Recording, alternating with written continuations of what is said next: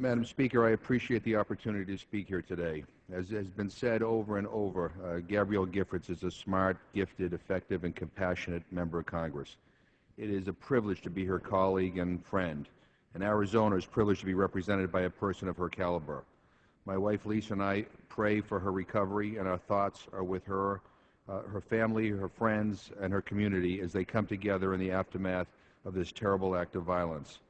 I look forward to seeing Gabby back here where she belongs, on this floor, advocating on behalf of her constituents. I served in this House for many years as a congressional aide, and since I've been elected to Congress, I've come to appreciate even more the generous and selfless service of our staffs. So I am especially touched and grieved by the murder of Gabe Zimmerman, who served as Gabby's Director of Community Outreach. For those whose lives were lost, Christina Taylor Greene, Dorothy Morris, Judge John Roll, Phyllis Schneck, and Dorwin Stoddard, who was related to one of my own staff, my sympathy, condolence, and prayers are with their families and loved ones.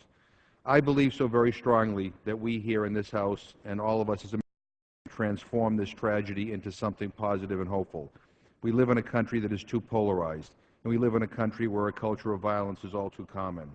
If this horrible act of violence results in all of us becoming more civil to one another, in taking a more careful look at the words and imagery we use when talking to and about one another as we deal with difficult and controversial policy debates, if it results in concrete ways to begin to reverse this culture of violence, then our nation will triumph over this pain and loss. Today is a time to grieve, to mourn, to express sympathy. But unfortunately, in the aftermath of this tragedy, too many of the old fights resurfaced. The left blamed the right blamed the left, everybody blamed the media, op-eds were written and bills were introduced.